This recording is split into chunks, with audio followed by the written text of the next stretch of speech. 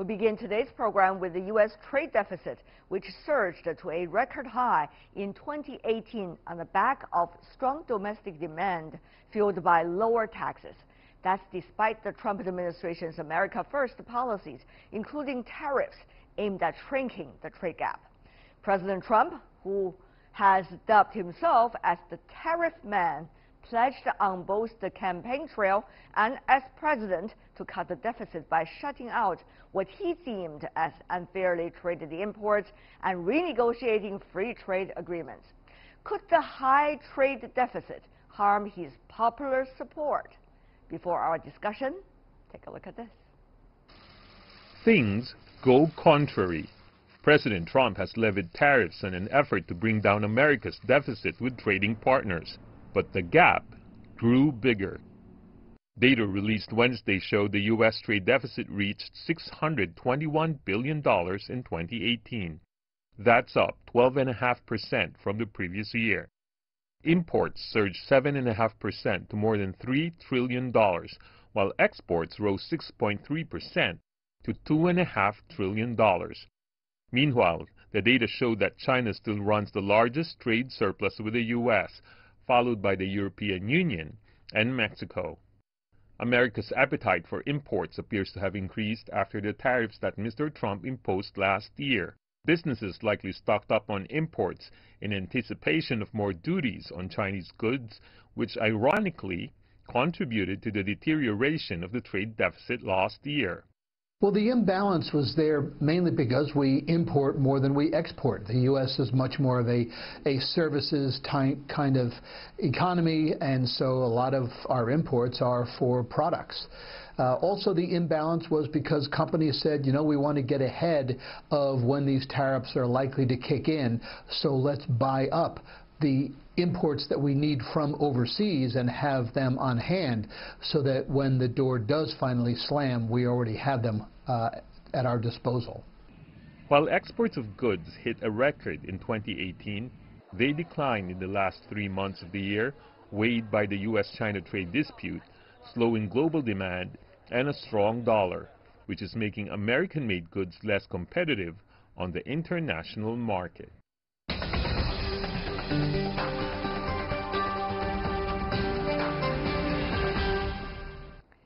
So what's next for trade relations between China and U.S.? What does this mean? The ever-enlarging trade deficit. Let's ask our panelist in Washington, D.C., Jeff Moon, International Trade and Government Affairs Consultant and former Assistant U.S. Trade Rep for China. Joining us in Hong Kong, Hong Hao, Managing Director, Head of Research from Bocom International. In Beijing, last but not least, John Gong, Professor from University of International Business and Economics. Gentlemen, welcome to our program. I want to start with you, Mr. Moon. Is it of much concern that the deficit, rather the trade deficit, is getting ever bigger? Well, there are several dimensions that we need to think about in response to that question. From a political perspective, this is a problem for the president. He has asserted that the trade deficit is the best measure of the effectiveness of any trade policy, and by that measure he has failed, so there are political consequences. From an economic perspective, it's less of a serious problem because there are so many other factors at play. The trade deficit is partly due to the tariffs, but also due to a big tax cut last year, diminishing overseas demand, and other factors that were discussed earlier. From a psychological perspective, there could be some sense among American voters that as a result of the increasing deficit, President Trump needs to be tougher in current negotiations with China on a trade agreement. And also, frankly, the biggest psychological difference that's been made by the tariffs has been that for the first time in 30 years, China has actually been willing to negotiate on industrial policy, which was something that was very difficult to do without tariffs as a part of the equation. So it's a complicated picture. Okay, Mr. Hong, though, it's very interesting whether President Trump will still be able to make his logic across to the public, because despite of all the trade fights he picked up in his administration with the others, trading partners, China is not alone. Hong Kong, for example, with European countries, with Japan, South Korea, and many others. So the list goes on. The deficit is becoming ever bigger. So does it make the public in the U.S. think twice about exactly what has led to the deficit? Yeah, I think some of the deficit last year was really seasonal. As you can see, the trade deficit really deteriorates in the last quarter of the year.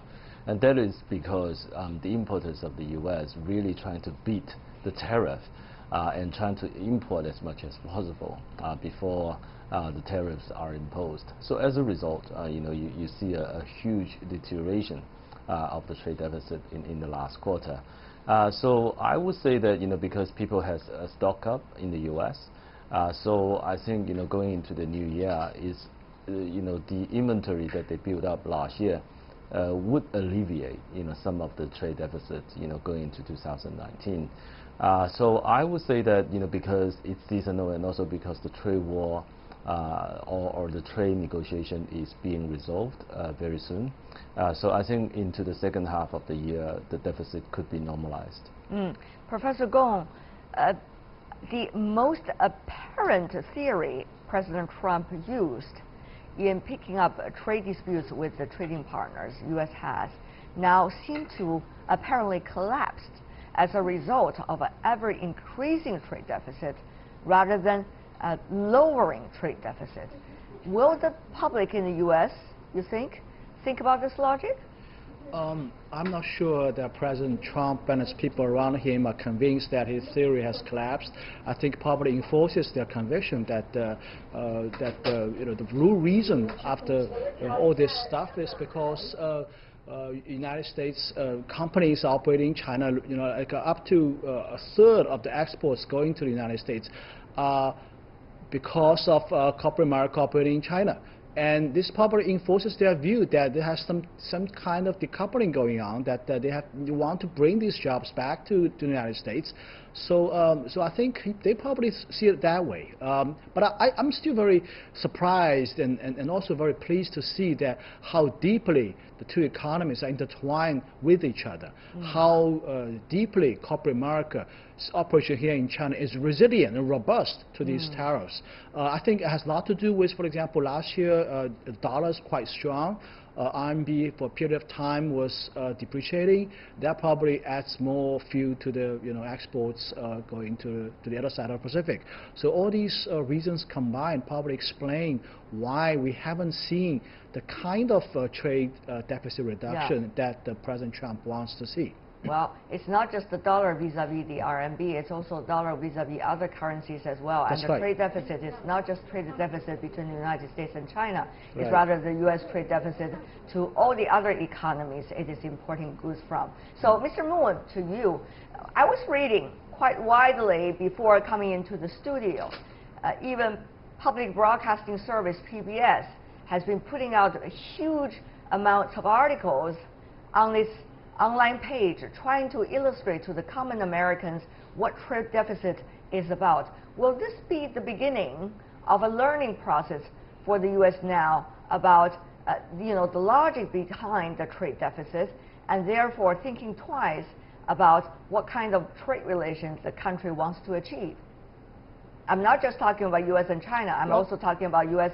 and other trading partners as well. Trade wars are a lose-lose proposition. Everyone loses as a result of it. And I've seen some of the reports that you're talking about on PBS, and there are people who are suffering as a result of the tariffs. I'm seeing fewer stories, but I'm still seeing them about people in China and in Europe that are also affected by this. So nobody wins, and to the extent that people are being affected, they are being educated, as you suggested. So I think that we need to come to a resolution of our economic differences so that we can end this distortion, frankly, in the markets between our various countries. But the question really is, Mr. Moon, given the sophistication you have about the trade issues around the world, with your earlier position serving as the trade rep for China, obviously it's not just about how the U.S. think about it, but it's also about the global process of reaching consensus on trade and how to reform the mechanism. Will this put help people to put a second thought about the reform of WTO and other trade mechanisms, whether it's multilateral or regional? Well, I think it may, and it may cause some reluctance to engage in tariff wars in the future. But frankly, I think there's a consensus in the United States that the WTO mechanisms haven't been working properly because many countries have not been meeting their commitments. They've been saying that they'll do certain things and they won't. And so when that happens, extraordinary measures have to be taken. That's what we're looking at here. And that's why I fear that if we reach an agreement with China too early, a non-comprehensive agreement that doesn't address the real underlying issues like industrial policy differences, then this conflict will carry on. And instead of resolving the issues that are outstanding, we're going to have this kind of uncertainty into the long-term future. Professor Gong. I totally disagree. I think the American people are suffering from this. The farmers in the Midwest are suffering. They can't afford to wait any longer for the trade deal to be concluded. The downstream workers and businesses in the United States are suffering because of these high tariffs. And for that matter, people in China are also suffering. I think this doesn't make sense at all to drag on this for so long. We've been into this trade war for almost a year now, and it's time to wrap up. And there's a recession looming over there, and I think it's time for the United States and China to work together to conclude this totally unnecessary conflict between our two countries. Mr. Hong, if one of the negotiation sides thinking about or assuming that it might have an upper hand, the longer it dragged on, the more one side might assume that it would possess or get from the other side. Will that really happen, given the fact that now we are seeing now some effects having on both sides of the negotiations? Yeah, we're hoping for a satisfactory conclusion of the trade negotiation. But having said that, though, I think after a very drawn-out process, the two parties really come closer to the target, and also the original difference was so far apart, and now it seems to be getting closer. And so there's some remaining issues that has to be ironed out. For example, the currency issue and some other longer-term structural issue as well. But borrowing from historical evidence, the trade talks between U.S. and Japan lasted for almost 10 years. So we have seen a longer movie before, but we're just really hoping that this time around, we learn from history and get it resolved ASAP. Mr. Moon, it is more than clear that there are divisions within the administration regarding the trade negotiations, whether with China or some of the others. For example, President Trump and the trade representative, Mr. Lighthizer, in public, even in front of the Chinese guests, were in a verbal spat against one another about where the direction of the negotiation should be and what should be the purpose eventually of the negotiation. So as a result of this, are we still going to see a very clear direction of the new U.S. negotiators? Or are we going to see, as things drag on, more vague statements, stances coming from the U.S., which would make the negotiation ever more difficult? Well, I think you're right that there have been some differences between the U.S. negotiators. I mean, the difference between the President and Mr. Lighthizer was over whether we call an agreement a memorandum of understanding. It wasn't a fundamental policy difference. I think they're on basically the same page. And I agree with the previous guests that the differences with China seem to be narrowing and getting more focused. There's a 100-page document out there that's apparently being negotiated. 30 pages of that would deal with IPR issues, which is also very positive. So those are positive signs. President Trump has said he wants to get to an agreement. President Xi has said the same thing. So there's a lot of positive talk, but I'm wondering if behind that smoke there's real fire to get to the real crux of the issues and get these things resolved once and for all, because as Professor Gong said, there is pain out there, and resolving these issues would be very helpful to everybody. Whether inside the United States there are efforts being made in order to contribute to the success of this negotiation besides the negotiation itself, I'm not very clear. However, Professor Gong, as you may know, the ongoing National People's Congress will study the draft once and again tomorrow on Friday for foreign investment law. That is one law likely to replace the older version, which was used since 1979, the very beginning of China's reform and opening up, providing more opportunity for foreign investors. It was supposed to be serve as a basic law, Professor Gong. So will these kinds of legislation process going on in China also feed the momentum at the negotiation table? Well, I mean, we put these words explicitly in this piece of legislation, testifies to the extent of sincerity on our part, I think, when it comes to enforcement. And I concur that, and I can see that in the past there might be a room for improvement from China's perspective in terms of enforcement and follow-up on things we promised to the United States. But this time, I think it's totally different. I hope, Mr. Leichhart's office would see through this that we are actually putting these words explicitly in this piece of legislation. We say there's going to be no forced technology transfer. We say there's going to be, subsidies going to be in line with the law, and all these things are directly coming from his report, right? So, this, and I don't understand. I don't know in the world what other things can be more serious in terms of enforcement than putting things into a piece of legislation and legalize it, right? There is only one thing that we haven't talked about, which is the key to this, is the trade negotiation about the trade negotiation. Or is the trade negotiation in some eyes is about something much more than the trade negotiation, seeking for much more results than what the trade negotiation could achieve. That is totally a different thing, Mr. Hong. That's right.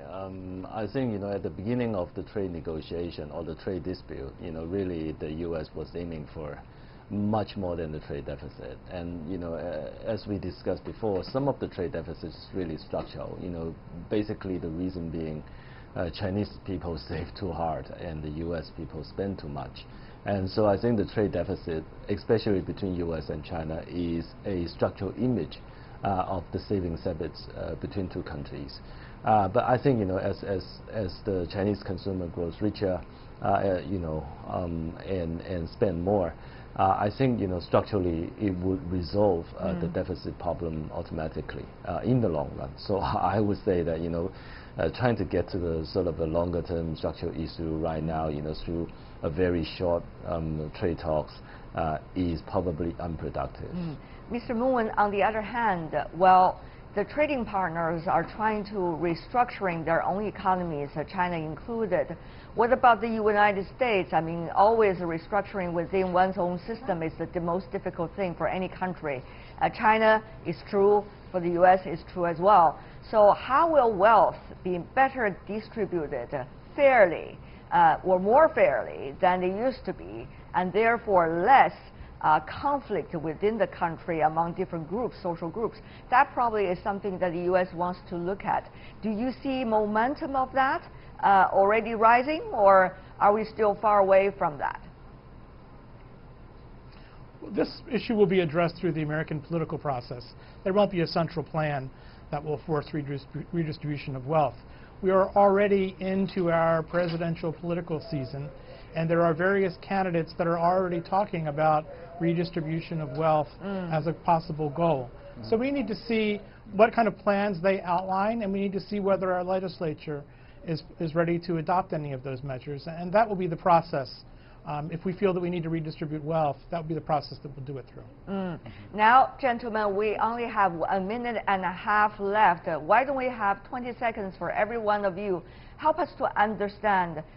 Any inspiration will the story that we just analyzed would help us to understand better about the nature of trade, particularly the nature of trade between China and the United States. Mr. Moon, would you like to go first? Yes, I think the most important thing to think about is the comprehensiveness of any trade agreement that the U.S. and China sign. I hope that they will resolve as many issues as possible at the executive level, because if they don't, then we will get into a cycle of reciprocity and disputes to deal with issues that we haven't been able to get to, and that would be unfortunate. Mr. Hong? Yeah, I think the trade disputes is going to be resolved very soon, and I think with the structural reforms that the Chinese government is pushing on, I think the longer-term structural issue will be resolved automatically as well. I see. Professor Gong? Well, I think trade is a very complicated thing. In general, trade is always a good thing. But I think I'm totally opposed to the idea that we describe trade in the context of political terms, and I hope that President Trump understands what trade really means. And definitely, a trade deficit is not loss. Well, it takes a president to understand. It also takes the constituencies to understand the nature of trade as well in order to make the right decisions. Thank you so much, the three of you gentlemen, for helping us to understand better the nature of the story. Jeff Moon, Hong Hao, John Gong. Appreciate it. Thank you, gentlemen. Thank you. And you're watching World Insight with me, Tian Wei. Still to come on our program.